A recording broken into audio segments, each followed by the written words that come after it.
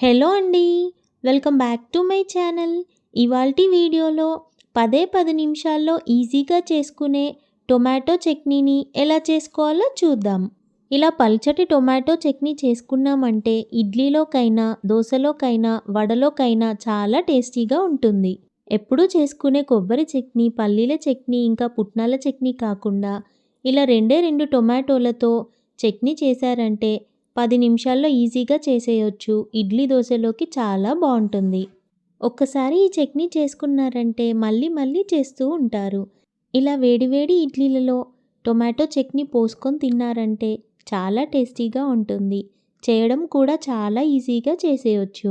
మరి ఈ పల్చటి టొమాటో చట్నీని 10 నిమిషాల్లో ఎలా చేసుకోవాలో చూద్దాం. ఒక మిక్సీ జార్ తీసుకొని అందులోకి ఒక మీడియం సైజ్ ఉల్లిగడ్డని ముక్కలుగా చేసుకొని వేసుకోండి.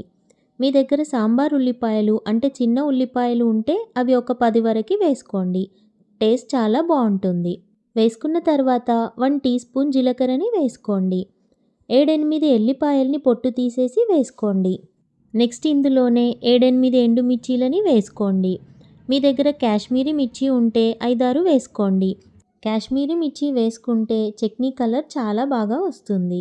అవి లేకపోతే స్కిప్ చేసి ఈ ఎండుమిర్చీలని మీరు తినే కారానికి తగినంతగా వేసుకోండి. ఇలా వేసుకున్న తర్వాత మూత పెట్టేసి వాటర్ ఏమీ వేయకుండా ఇలా బరకగా గ్రైండ్ చేయండి.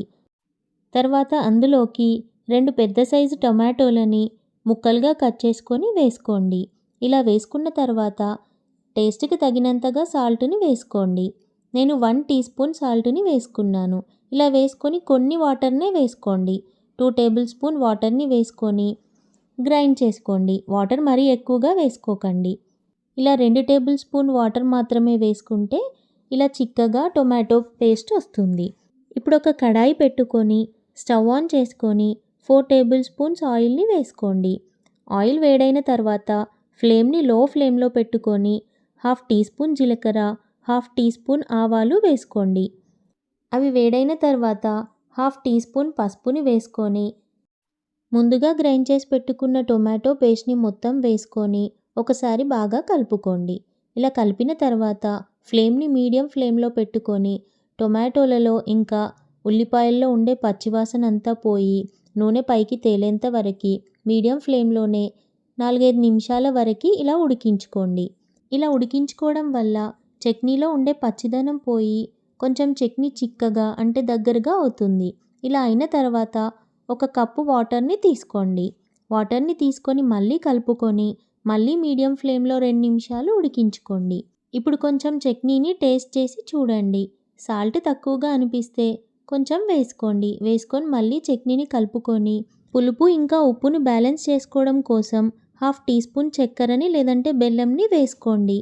చట్నీని కలుపుకొని ఆ తర్వాత మూత పెట్టేసి 2-3 నిమిషాల వరకు చట్నీని బాగా మరగనివ్వండి. ఇలా 2-3 నిమిషాల తర్వాత మళ్ళీ చట్నీని కలుపుకొని ఇలాగే లూజ్గా సాంబార్ లాగా కావాలనుకుంటే సర్వ్ చేసుకోండి.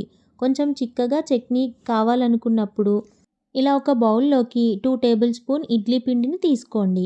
అంటే మీరు ఇడ్లీకి ఈ చట్నీ సర్వ్ చేసుకున్నట్టయితే ఇడ్లీ పిండి ఉంటుంది కదా, అప్పుడు ఇడ్లీ పిండి 2 టేబుల్ స్పూన్స్ తీసుకొని అందులోకి కొన్ని వాటర్ని తీసుకొని బాగా మిక్స్ చేసుకొని ఈ టొమాటో చట్నీలోకి వేసుకోండి.